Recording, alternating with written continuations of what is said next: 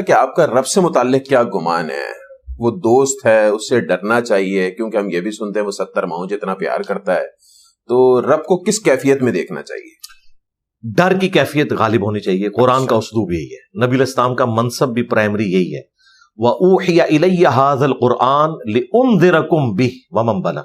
اے نبی تم فرماؤ قرآن مجھے اس لیے وحی کیا گیا تاکہ اس کے ذریعے میں تمہیں آخرت کا ڈر سناؤں اور جس تک یہ کتاب پہنچے.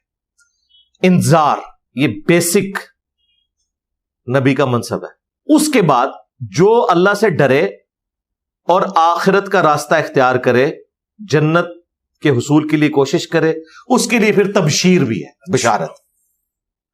تبشیر ان لوگوں کے لیے نہیں جو باغی ہیں، سوائے اس کے کہ انہیں یہ کہا جائے کہ بغاوت سے توبہ کرو، اللہ تعالیٰ گناہوں کو بھی نیکیوں سے بدل دے گا، جو سورہ الفرقان میں ہے.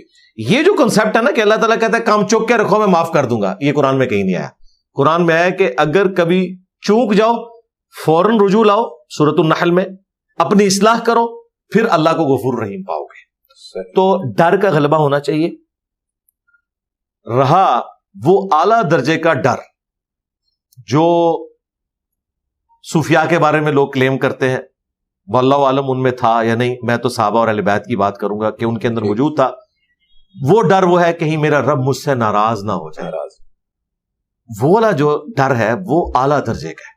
لیکن انیشلی آپ پہ یہ والا ڈر کا غلبہ ہوگا، پھر اللہ سے آپ کی فرینکنس ہوگی، اٹھتے بیٹھتے آپ اللہ کو یاد کریں گے، پھر اللہ سے آپ کی ایسی دوستی ہوگی کہ اس کی ناراضگی آپ مول نہیں رہیں گے، پھر اس لیول پہ پہنچیں گے. انیشلی ظاہر ہے کہ آپ کو اللہ تعالی کے عذابات، اس کی وعیدیں لوگوں کو بتانی پڑیں گی. ظاہر ہے میں مفتی منیب الرحمان صاحب کے پاس بیٹھا ہوا تھا، 22 مارچ 2007 کی بات ہے، مجھے ڈیٹ بھی یاد ہے.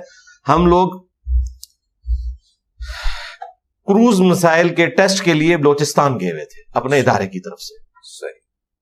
تو واپسی پہ میں کراچی ان کے پاس رات رکا. میں بیسیکلی تو غلام سو سعیدی صاحب کو ملنے گیا تھا جو ان کے شیخ الحدیث تھے، وہ فوت ہو گئے، اللہ تعالیٰ ان کی مغفرت کرے، انہوں نے کاموں کا اجر دے، برائیوں سے درگزر فرمائے.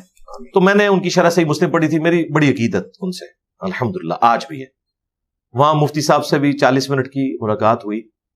وہاں پہ ان دنوں وہ رؤیت ہلال کمیٹی کے چیئرمین بھی تھے اور عالم آن لائن بھی چل رہا تھا. میرے ہوتے ہی ڈاکٹر عامر لیاقت کی انہیں کال آئی، وہ پوچھ رہا تھا کہ میں آپ کے ساتھ کس کو بلاؤں. تو مجھے اس وقت پتا چلا کہ ان کی مرضی سے ان کے وہ سامنے والے لوگ بھی بیٹھتے ہیں. ظاہر بڑی پرسنالٹی، یہ میں کوئی ایپ کے طور پہ بیان نہیں کر رہا. تو وہاں پر نعت خوانوں کا ذکر چھڑا تو مفتی صاحب تو بڑے گرم، کہتے ہیں میں تو ان محفلوں میں نہیں جاتا، یہ تو شان الوہیت اور شان رسالت کا تقابل کرواتے ہیں.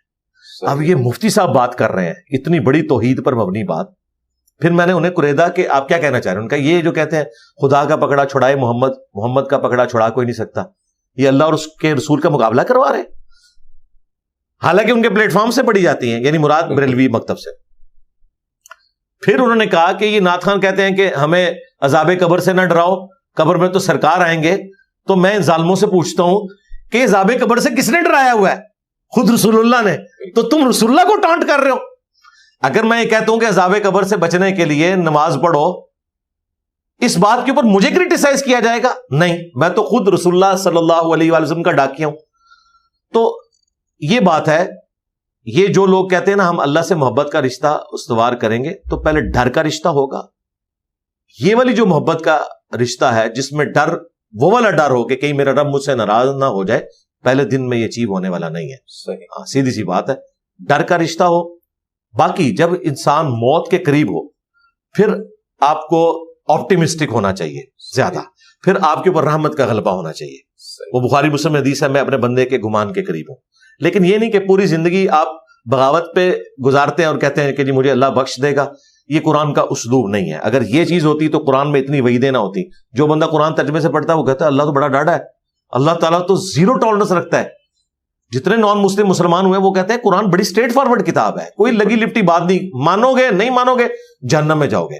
یہ باتیں جب کرتے ہیں وہ کہتے ہیں اللہ تو کر سکتا ہے آپ نہیں کر سکتے، اور اللہ نے ہمارے لیے تو کی ہیں بالکل، اور ہمیں کہا ہے کہ آپ نے آگے بھی ایسی بات کرنی ہے. وَأُوحِيَ إِلَيَّ هَذَا الْقُرْآنُ لِأُنذِرَكُمْ بِهِ وَمَن بَلَغَ.